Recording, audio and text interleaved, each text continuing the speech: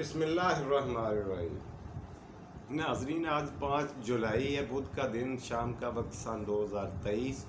آپ کا اپنا میزبان جاوید اقبال آج کے پروگرام کے ساتھ، نئے پروگرام کے ساتھ آپ کی خدمت میں حاضر ہے۔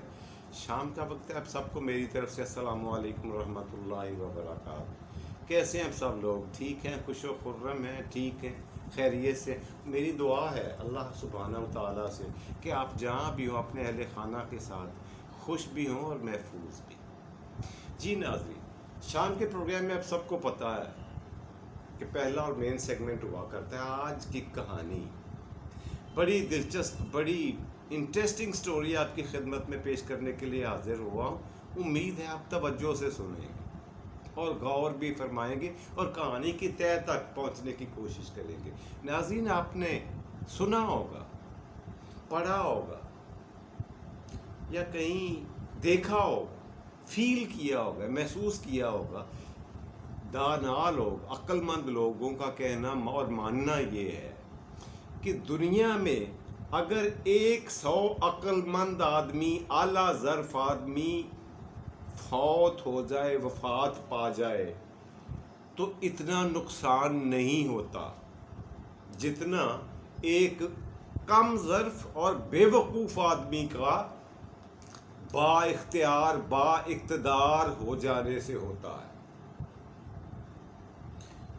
امید ہے آپ یہاں تک سمجھ گئے ہوں گے میں نے کیا کہا ہے کہ ایک عقل مند آدمی، اعلیٰ ظرف آدمی 100 کی تعداد میں اگر دنیا سے رحلت فرما جائے تو اتنا نقصان دنیا میں نہیں ہوتا جتنا ایک بے وقوف آدمی کا، کم ظرف آدمی کا صاحب اختیار، صاحب اقتدار بن جانے سے ہوتا ہے۔ اب آج کی کہانی میں آپ کو چھوٹی سی، حقیر سی، چھوٹی سی کہانی سنا کر اسی نقطے کو آپ کے سامنے پیش کرنے کی کوشش کروں گا۔ ضرورت آپ کی توجہ کی ہے سر، امید ہے آپ توجہ سے سنیں گے۔ ہوا یہ کہ ایک بہت دور دراز کے خوش اور خوشحال ملک کے ایک بادشاہ سلامت نے اپنے جانشین کے لیے عجیب سی شرط رکھی۔ اس کی اپنی کوئی اولاد نہیں تھی۔ اس کی جب عمر کے آخری حصے میں داخل ہوا تو اس نے اپنا جانشین مقرر کرنے کی بجائے ایک عجیب سی شرط رکھ دی۔ اس نے کہا جس دن میرا انتقال ہو جائے، جس دن میری وفات ہو جائے، جس دن میں رحلت کر جاؤں، اس سے اگلی صبح جو پہلا بندہ دربار میں داخل ہوگا اس کو میرا جانشین یعنی اس تخت کا بادشاہ بنا دیا جائے۔ حیرت کی بات ہے، اس طرح کا واقعہ نہ پہلے کبھی ہوا، نہ سنا، نہ دیکھا۔ سارے وزیر، سفیر اور مشیر دم بخود ہو کے رہ گئے کہ عجیب شرط رکھ دیے بادشاہ سلامت نے اپنا جانشین مقرر کرنے کا۔ یہ عجیب طریقہ ہے بھائی، کوئی بھی آ جائے اور صبح جو پہلا آ جائے۔ اچھا، دن، وقت، سال، دن، مہینے، سال اور گزرتے گئے۔ وقت کا پہیہ تو کبھی نہیں رکتا، چلتا رہا۔ وقت گزرتا گیا تیزی کے ساتھ۔ ایک دن وہ وقت آن پہنچا، وہ ٹائم، وہ گھڑی آ گئی جب بادشاہ سلامت کا انتقال ہو گیا رات کو۔ اب سارے وزیر، سفیر اور مشیر جو تھے بادشاہ سلامت کو دفنانے کی بجائے اس انتظار میں بیٹھے تھے، مین دروازے کی طرف دربار کے دیکھ رہے تھے کہ کون آتا ہے صبح ہوتے ہی سب سے پہلا بندہ دربار میں، تاکہ بادشاہ سلامت کی نصیحت اور وصیت کے مطابق اس کو تخت پر بٹھا کر بادشاہ پرانے اور پچھلے بادشاہ سلامت کی باڈی کو تدفین کے لیے لے جایا جائے، ان کی آخری رسومات ادا کی جائیں۔ لیکن اس کے لیے ضروری ہے کہ پہلے تخت کے اوپر نئے بادشاہ سلامت کو ویلکم کر لیا جائے۔ جی ناظرین، ایک بھکاری کو کہیں سے کوئی خیرات نہیں ملی، کسی کو گدھا گر تھا بیچارہ، پھرتا رہا رات سارا بھوکوں مرتا رہا۔ اس نے سوچا بادشاہ سلامت کے محل میں جاتا ہوں، چلو کچھ زیادہ نہیں تو کچھ نہ کچھ کھانے کو تو کم از کم ملے گا۔ اس نے آؤ دیکھا نہ تاؤ، دروازہ بھی نہیں کھٹکھٹایا، اس نے محل کا دروازہ کھولا اور دربار میں داخل ہو گیا۔ اس کی حیرت کی انتہا نہ رہی اس کے چہرے کی، اس کے ہاتھوں کے طوطے اڑ گئے، چہرے کی ہوائیاں اڑ گئیں، جب پورا دربار اٹھ کر کھڑا ہو گیا، سارے وزیر مشیر اور سفیر، سارے امراء سفراء اور وزراء اٹھ کر کھڑے ہو گئے اور ویلکم، خوش آمدید ذل سبحانی کے نعرے لگانے لگے، زور زور سے مرحبا مرحبا کی آوازیں آنا شروع ہو گئی۔ وہ جو تھا گداگر فقیر، اس نے سوچا یہ کہ میں یہاں سے بھاگ جاؤں، ضرور میرے ساتھ کوئی پرینک ہو رہا ہے، یہ کر کیا رہے ہیں، لیکن اس کو بھاگنے کا بھی موقع نہیں دیا گیا، اس گداگر کو، اس بیکاری کو بھاگنے کا بھی موقع نہیں دیا۔ اب چوکیداروں نے، سیکیورٹی گارڈز نے گیٹ بھی بند کر دیا، وہ بھاگ کر جائے تو کہاں جائے، نہیں بھاگ سکتا تھا۔ فوری طور پر وزیروں، سفیروں اور مشیروں نے، ملازمین نے اس گداگر کو پکڑا، اس کی پوشاک چینج کی، بادشاہ والا لباس پہنایا، اس کے سر پہ تاج رکھا اور اس کو بادشاہ کے تخت پر بٹھا دیا۔ اب کئی دن تک تو ناظرین اسے یقین نہیں آ رہا تھا کہ میں بادشاہ بن گیا ہوں۔ اس کو یہی لگ رہا تھا کہ یہ میرے ساتھ کوئی گھناؤنا مذاق ہو رہا ہے، کسی بھی دن، کسی بھی لمحے، کسی بھی وقت لازمی میری جان کو خطرہ ہے، میرا گردن اڑا دی جائے گی، مجھے قتل کر دیا جائے گا، یہ میرے ساتھ کوئی بڑا کھیل ہو رہا ہے۔ لیکن کیا تھا کہ جیسے جیسے وقت گزرتا گیا، سارے ملازمین اسے سلام کرتے گئے، اس کی بجاوری کے لیے کنیزیں آ گئیں، غلامان آ گئے، نوکر چاکر اور سارے ملازمین، وزیر اس کی خدمت میں حاضر ہونے لگ گئے، اپنی اپنی ڈیوٹیاں کرنے لگ گئے۔ طلائی کے برتنوں میں، سونے کے برتنوں میں اس کو کھانا پیش کیا جانے لگا اور چاندی کے برتنوں میں اس کے ہاتھ دھلوائے جانے لگے۔ تو اسے لگا کہ جیسے میں کوئی خواب دیکھ رہا ہوں، لیکن چاروں ناچار، چاہتے نہ چاہتے ہوئے بھی اس نے صورتحال کو قبول کرنا شروع کر دیا۔ لیکن تھا تو وہ اندر سے بیکاری، تھا تو گداگری نا، اس کی فطرت کیا تھی، اس کی نیچر کیا تھی؟ ہوا یہ کہ اس کی عدالت میں جو سب سے پہلا اس کے دربار میں کیس آیا، وہ ایک چور کا تھا۔ دربار کے محل کے قریبی ایک گاؤں میں ایک مزدور کا گھر تھا۔ غور سے سنیے گا ذرا، اس کے دربار کے قریب ہی، یعنی بادشاہ کے محل کے قریب ہی ایک گاؤں تھا، وہاں پہ ایک محنتی مزدور رہا کرتا تھا، اس کے ساتھ اس کے بوڑھے ماں باپ تھے، وہ ان کی بھی خدمت کرتا اور سارا دن محنت مزدوری کر کے، کمائی کر کے اپنا اور اپنے ماں باپ کا پیٹ پال رہا تھا۔ یہی 3 لوگ تھے فیملی میں۔ کرتے کراتے اس مزدور نے کچھ ہی دنوں میں اتنے پیسے جمع کر لیے، سیونگ کر لی، بچت کر لی، کہ اس نے یہ سوچنا شروع کر دیا کہ کیوں نہ میں اپنا نیا مکان بنا لوں۔ میرا پرانا مکان اتنا بوسیدہ اور اتنا پرانا ہو چکا ہے، اتنا خستہ حال ہو چکا ہے کہ یہ کسی بھی لمحے گر سکتا ہے، تو کیوں نہ میرے پاس اتنے پیسے آ گئے ہیں کہ میں نیا مکان تعمیر کر لوں اپنا۔ اس نے اپنا مکان تعمیر کرنا شروع کر دیا، اس مزدور نے، جو بادشاہ کے محل کے قریبی گاؤں میں رہنے والا ایک مزدور ہے، اور یہاں پہ دربار میں بادشاہ سلامت پر جو گداگر ہے، بیکاری ہے، وہ بادشاہ بن چکا ہے۔ نقشہ آپ کے ذہن میں رہنا چاہیے، اور میری پہلی بات بھی آپ کی ذہن میں رہے کہانی کے اینڈ تک، کہ 100 عقل مند کے مر جانے سے اتنا نقصان نہیں ہوتا جتنا ایک کم عقل کے، بے وقوف کے، کم ظرف کے، صاحب اقتدار، صاحب اختیار ہونے سے ہوتا ہے۔ مزدور نے جناب علی محنت مزدوری کر کے جو کمائی کی تھی، اس نے اس سے اپنا مکان کی تعمیر شروع کر دی۔ تعمیر شروع کیے ہوئے، اب خود ہی مزدور تھا، خود ہی راج تھا، مستری بھی خود ہی، اس نے خود ہی نا بوڑھے ماں باپ کو ساتھ ان کی ہیلپ لے کر دیواریں کھڑی کر لیں اپنے مکان کی۔ اب جب دیواریں مکمل ہو گئیں، باری آ گئی چھت کی، چھت ڈالنے کی، اور اس کی جیب سے پیسے ختم ہو گئے۔ اب اس نے دائیں بائیں نظر دوڑا کے دیکھا کہ میرے تو پاس پیسے ہی کوئی نہیں ہے۔ اس نے سوچا یہ کہ چلو ٹیمپریری کوئی وقتی طور پر کوئی فار دا ٹائم بینگ کوئی ایسا جگاڑ لگاتے ہیں کہ ہمارا یہ جو گرمیوں کا موسم ہے یہ نکل جائے۔ اس کے بعد جب برسات کا موسم آئے گا تو اس سے پہلے ہمیں پیسے اور جمع کر کے چھت بھی پختہ کر لیں گے، پکی ڈال لیں گے، اس سے پہلے کوئی ٹیمپریری انتظام کرتے ہیں صرف ٹائم پاس کرنے کے لیے۔ یہ سوچ کر اس نے یہ ترکیب سوچی اور اپنے ہی ایک محلے میں گیا، اپنے مکان کا اس نے چھت کا سائز لیا اور محلے میں موجود ایک ٹاٹ بنانے والے بندے کے پاس چلا گیا۔ ٹاٹ سمجھتے ہیں نا آپ، جو بچھا کر زمین پر اوپر بچوں کو ایک یہ دری ٹائپ ہوتا ہے، جیسے دریاں ہوتی ہیں، وہ ٹاٹ بناتا تھا محلے میں ایک آدمی۔ اس مزدور نے جا کر اس کو بولا کہ یہ پیمائش ہے میری چھت کی، مجھے ٹاٹ کی فوری ضرورت ہے۔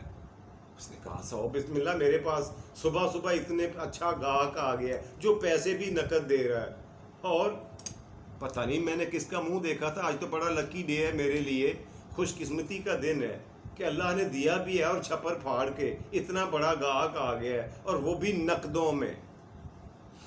اس نے پیمائش لی مکان کی ٹاٹ بنانے والوں نے، اور پیس کاٹ کر دے دیا، اس مزدور کے حوالے کر دیا، پیسے وصول کر لیے۔ لو جناب علی، مزدور جو تھا اس نے ٹاٹ اپنی بغل میں دبایا، لپیٹ کر طے کر کے، اور اپنے گھر کو چل دیا۔ جا کر اس نے شام ہونے سے پہلے اپنے گھر کی چھت پر دیواروں کے اوپر تک ٹاٹ بچھا دیا اور سائیڈوں پہ اینٹیں رکھ دی ٹائٹ کر کے، اور سوچا یہ کہ ہمیں بارش کا موسم تو ہے نہیں، اور پھر ہمیں ضرورت بھی کیا، ابھی کچی چھت بھی چلے گی، پختہ چھت کی، پکی چھت کی ہمیں ضرورت بھی فی الحال اتنی نہیں ہے جب تک بارشوں کا موسم نہ ہو۔ بات بھی ٹھیک ہے، عقلاً درست ہے۔ خیر ہوا یہ کہ اسی محلے میں ایک ایسا شخص رہتا تھا جس کا خاندانی پیشہ چوری کرنے کا تھا، چوروں کا خاندان تھا۔ اس نے گھر بیٹھ کر سوچا کہ اس مزدور نے تو اپنے مکان بنانا شروع کر دیے، لگتے اس کے پاس کوئی لمبا مال آ گیا ہے، اس کے پاس کوئی پتہ نہیں کون سا خزانہ مل گیا ہے کہ اس نے اپنے مکان نئے بنانے شروع کر دیے۔ جاتا ہوں آج ہی رات کو اس کے گھر میں، اور جا کر جو کچھ بھی ہے ٹٹول کر، دائیں بائیں سے کنگال کر، کونوں کھدروں سے، کارنر سے نکال کر ساری چیزیں، سارے پیسے، سارا مال اپنی جیب میں ڈالوں گا اور تتر ہو جاؤں گا وہاں سے۔ چور نے یہ سوچ کر آدھی رات کو دوسرے محلے سے چھتوں کے اوپر سے ٹریول کرتا ہوا، ڈرائیو کرتا ہوا، چلتا ہوا، دوڑتا ہوا، چھلانگے لگاتا ہوا، اب آ گیا مزدور کے گھر کی چھت کے قریب۔ وہ نیچے تھی، ساتھ والا گھر کی چھت اوپر تھی، وہ اوپر سے کھڑے کھڑے اس نے چھلانگ لگائی مزدور کے گھر کی چھت پر۔ چور نے جب اس نے چھلانگ لگائی تو نیچے تو ٹاٹ تھا، آدھی رات کا وقت اور اندھیرا، اور وہ جا کے گرا ان کے کمرے میں۔ نیچے سویا ہوا تھا مزدور، اس کے اوپر جا کے گرا، دونوں کی چیخیں نکل گئیں، دونوں مرتے مرتے بچے، دونوں نے حال دوائی شروع کر دی، چیخو پکار اور شور ہوگا شروع کر دیا۔ مزدور نے اتنا شور کیا کہ رات کا وقت تھا، ایک دوسرے کو پہچان بھی نہیں سکے، اور محلے داروں نے اکٹھے ہو کے چور کو قابو کر لیا۔ محلے داروں نے چور کو پکڑ لیا اور راتوں رات جا کر جناب علی بادشاہ سلامت کے دربار میں جمع کروا دیا، جیل میں، حوالات میں، کہ جب صبح ہوگی بادشاہ سلامت کے حضور اسے پیش کیا جائے، اس کو مناسب سزا دی جائے، ہم نے موقع واردات سے چور کو پکڑا ہے۔ اچھا جی، غور فرمائیں ہوا کیا؟ ہوا یہ کہ وہ چور حوالات میں بند ہے. بادشاہ سلامت صبح آ کے اپنے دربار میں اپنی کرسی پر بادشاہ کی تشریف رکھتے ہیں. ان کے سامنے سب سے پہلا اور اولین کیس یہی رکھا جاتا ہے, بادشاہ سلامت ہم نے, ہمارے محلے داروں نے یہ ساتھ والے گاؤں میں ایک چور رنگے ہاتھوں پکڑا ہے, اس کی جزا اور سزا کا فیصلہ آپ نے کرنا ہے. آج کا پہلا کیس یہی ہے, اور اتفاق سے آپ کی سروس کا, آپ کی زندگی کا پہلا کیس بھی یہی ہے. اچھا ناظرین, اس نے بادشاہ سلامت نے کہا اچھا میرے ہوتے ہوئے چوری, بلاؤ ذرا اس چور کو لے کے آؤ دربار میں. اس چور کو جا کر اس کی آنکھیں باندھ کر, اس کے ہاتھ پیچھے باندھ کر, جب ملازمین اسے لے کر آئے پولیس والے, اسے لا کر کٹہرے میں کھڑا کیا. وہ تو نہیں دیکھ سکتا تھا, لیکن بادشاہ سلامت نے دیکھ لیا کہ یہ تو میرا بھتیجا ہے, یہ تو میرا قریبی رشتہ دار ہے.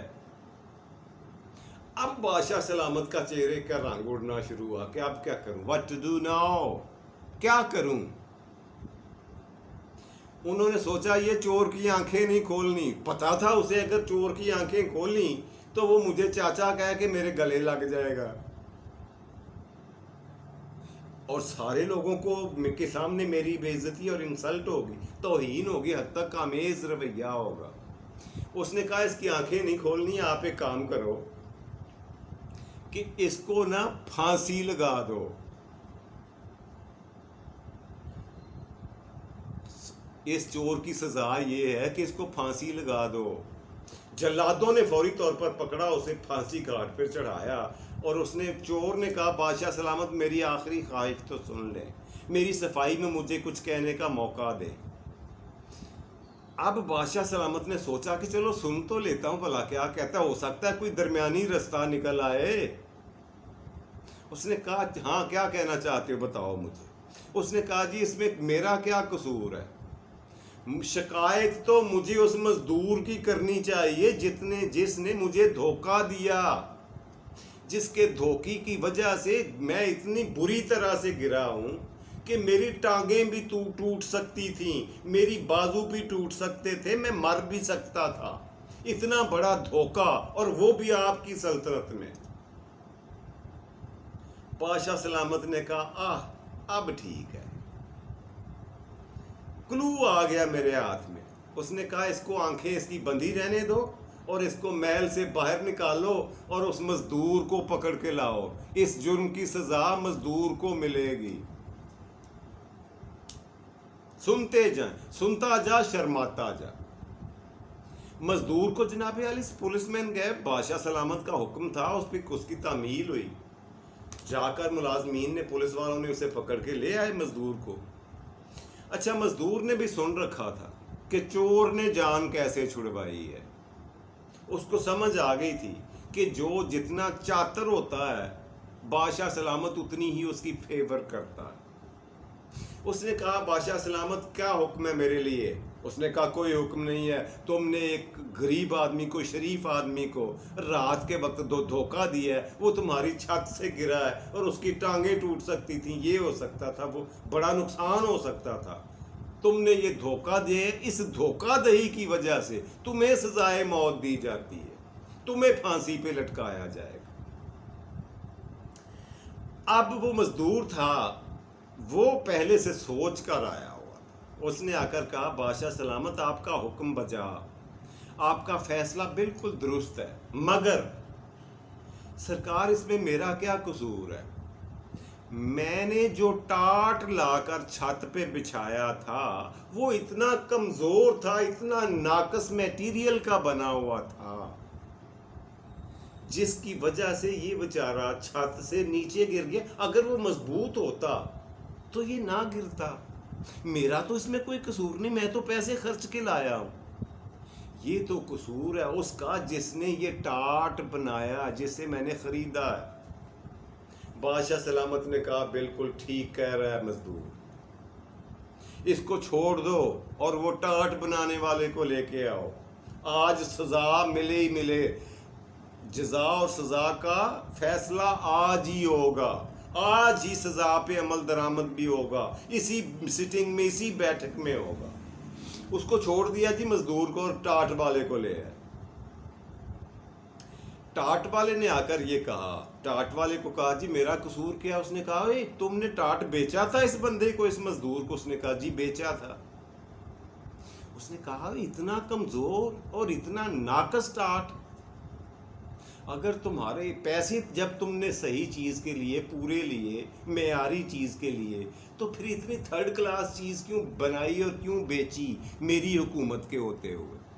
یہ سراسر قصور تمہارا ہے کہ اتنا بڑا حادثہ ہوتے ہوتے بچا ہے، تمہیں پھانسی دی جائے گی اسی جرم کی سزا میں۔ وہ ٹاٹ بنانے والا بیچارہ پھانسی گھاٹ پہ چڑھا، اور اس نے کہا بادشاہ سلامت میری درخواست سن لی جائے، میں تو روز ٹاٹ بناتا ہوں، یہ میرا پہلا ٹاٹ نہیں تھا، درجنوں سینکڑوں بلکہ ہزاروں ٹاٹ آج تک میں نے بنائے، یہ میرا خاندانی پیشہ ہے۔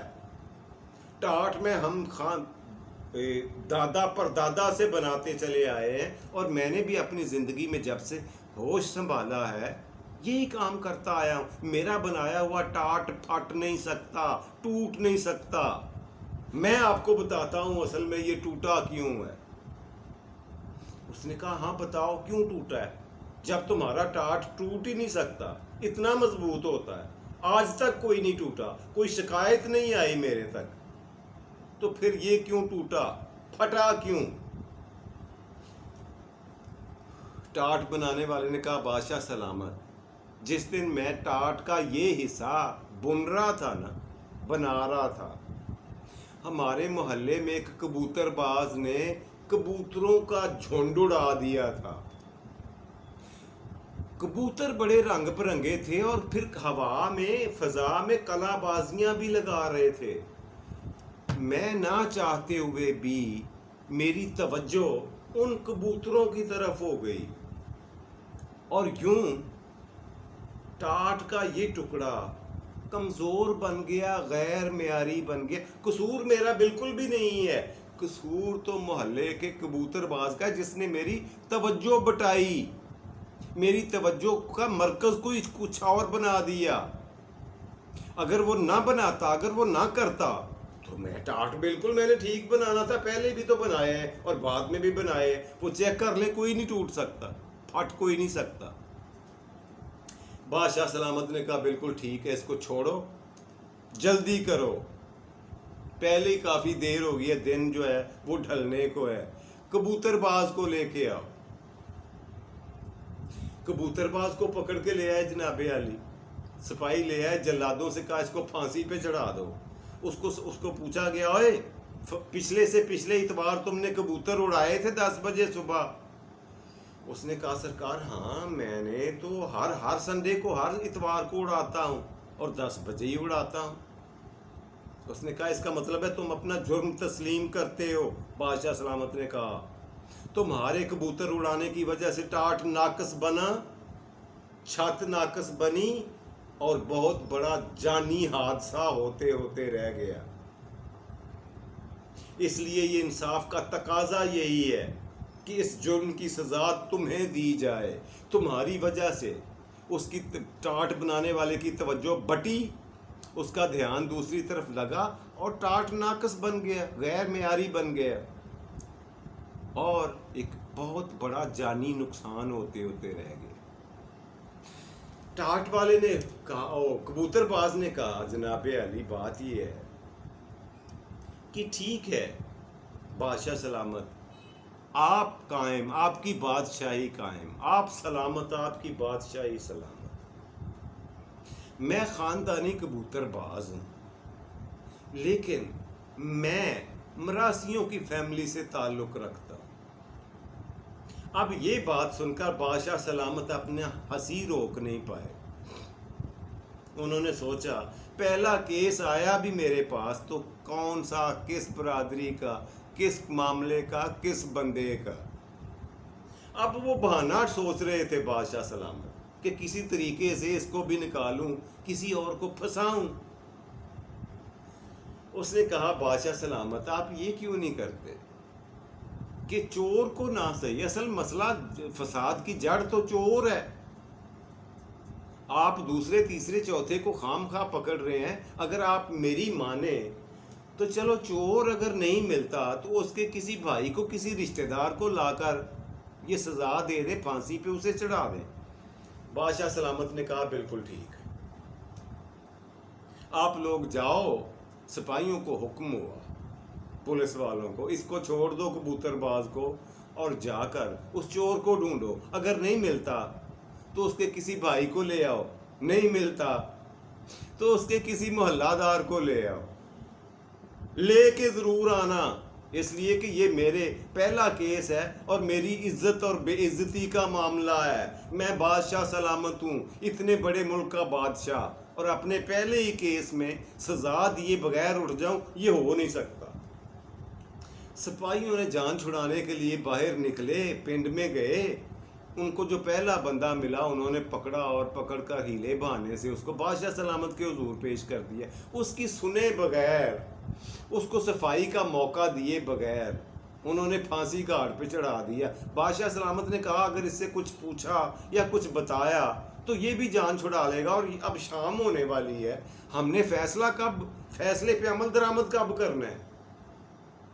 ابھی ہوگا, اس سے کوئی بات نہیں ہوگی. اب آ گیا ہے نا, اس کو پھانسی پہ چڑھاؤ اور بات ختم کرو. لو جی, اس بندے کو جب پھانسی گھاٹ پہ کھڑا کیا گیا, جلادوں نے کھڑا کیا, انہوں نے رسا کھینچا اور بندہ پھر کھڑے کا کھڑا رہ گیا. یعنی بندے کا قد تقریباً 8 فٹ تھا, اور رسا کھینچنے کے باوجود اس کے پاؤں نہیں اٹھے زمین سے. اس کے پاؤں اٹھیں گے, گلا دبے گا تو وہ مرے گا. بادشاہ سلامت یہ سارا کچھ دیکھ رہے تھے. انہوں نے سوچا اوئے اچھا یہ بات ہے, یوں کرو. جلادوں نے کہا سرکار اس کو کیسے پھانسی دیں, اس کا تو قد ہی اتنا زیادہ ہے کہ یہ پورا نہیں آ رہا. اس بادشاہ سلامت نے حکم دیا کہ میرے پاس اب ٹائم نہیں ہے زیادہ دیر انتظار کرنے کا, دربار سے نکلو اور اب گاؤں میں بھی جانے کی ضرورت نہیں ہے, یہی شہر سے ہی کوئی چھوٹے قد کا بندہ لے کے آؤ. چھوٹے قد کا بندہ لینے کے لیے لوگ چلے گئے جی, ملازمین پولیس والوں نے چھوٹے قد کا بندہ, کوئی کوتا قد کا کوئی بونا لے کے آ گئے. وہ لا کر پھانسی گھاٹ پہ چڑھایا تو وہ چھوٹا ہونے کی وجہ سے رسا اس کے گردن تک پہنچ ہی نہیں رہا. نئی بپتا, نئی مصیبت, نئی پریشانی شروع. بادشاہ سلامت نے کہا 3 منٹ کے اندر اسی کو واپس لاؤ جس کو لمبے کو ابھی نکالا ہے. یہ کرتے ہیں کہ اس کا قد کیونکہ لمبا ہے, اس کے پاؤں کے نیچے گڑھا کھودتے ہیں, اس گڑھے میں کھڑا کر کے اس کو پھانسی دے دیتے ہیں. اچھا, اب وہ ساری گیم وہ لمبا آدمی سمجھ چکا تھا, اور اس کو پوری طرح سے ادراک بھی ہو چکا تھا کہ یہ سب کچھ چل کیا رہا ہے. ابھی وہ گھر بھی نہیں پہنچا اور پیچھے سے شاہی پولیس پھر سے آ گئی اسے گرفتار کرنے کے لیے. وہ سمجھ گیا کہ مجھے بلاوا کیوں آیا, کس نے بلایا اور مقصد کیا ہے. اس نے کہا ٹھیک ہے. اس لمبے آدمی کو شخص کو پکڑ کر دوبارہ دربار میں لائے اور اس کے پاؤں کے نیچے جہاں اسے کھڑا کرنا تھا وہاں گڑھا کھودنا شروع کر دیا.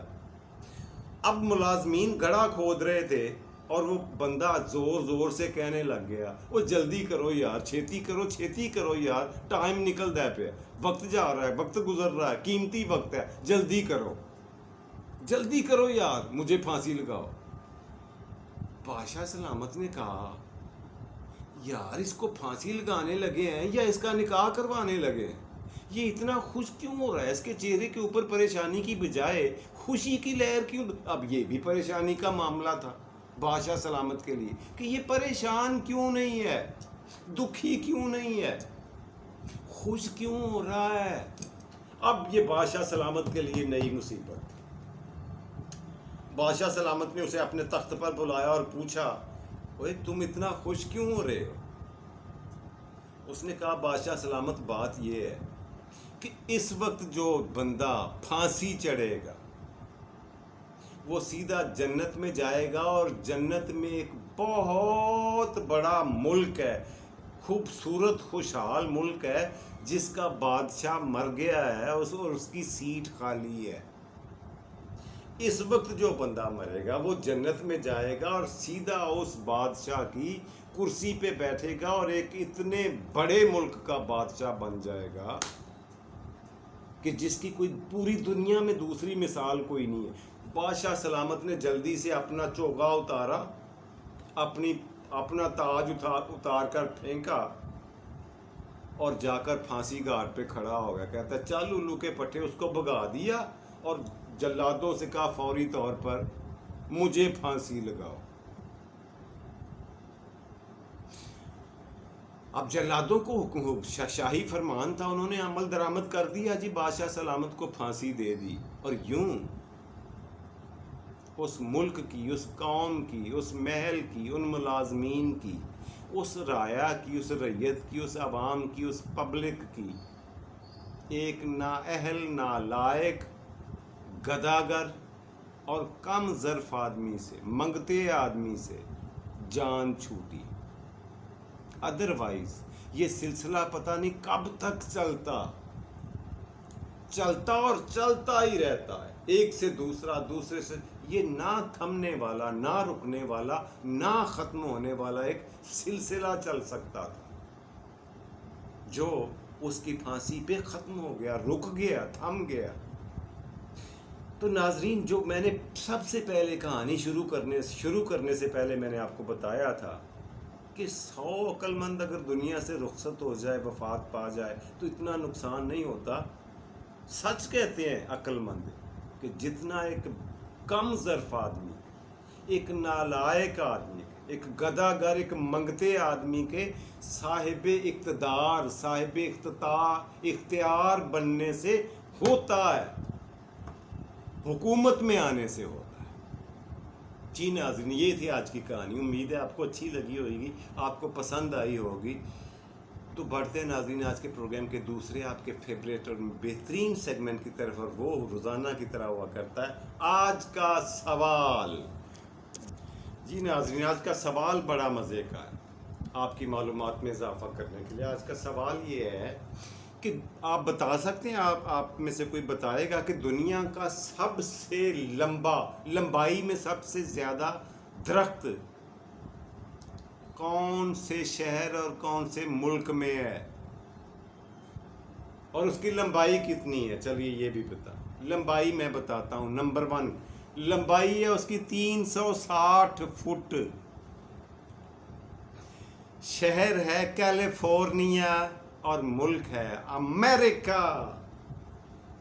جی, امریکہ کے شہر کیلیفورنیا میں ایک سب سے لمبا درخت موجود ہے جس کا نام Guinness book of world record میں درج کرنا پڑا, جس کی اونچائی ہے 360 فٹ. کیسا؟ جی ناظرین, بڑھتے ہیں آج کے پروگرام کے تیسرے, آخری اور مزیدار آپ کے فیوریٹ سیگمنٹ کی طرف, اور وہ وقت ہے روزانہ کی طرح آج کا شعر. بڑا مزے کا شعر آج میں آپ کے لیے لے کے آیا ہوں. جی, آج کا شعر اس طرح سے ہے, پھر نہیں بستے وہ دل جو ایک بار اجڑ جاتے. پھر نہیں بستے وہ دل جو ایک بار اجڑ جاتے ہیں. قبریں جتنی بھی سجاؤ کوئی زندہ نہیں ہوتا. نہیں ہوتا کوئی بھی زندہ.